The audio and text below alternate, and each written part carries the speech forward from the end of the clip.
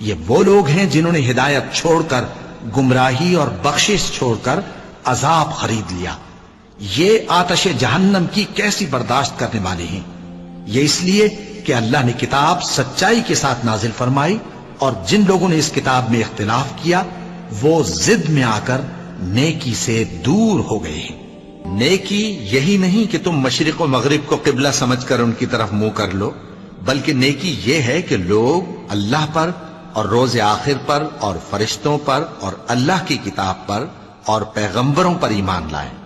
اور مال باوجود عزیز رکھنے کے رشتہ داروں اور یتیموں اور محتاجوں اور مسافروں اور مانگنے والوں کو دیں، اور گردنوں کے چھڑانے میں خرچ کریں،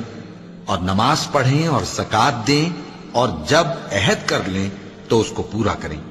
اور سختی اور تکلیف میں اور جنگ کے وقت ثابت قدم رہیں. یہی لوگ ہیں جو ایمان میں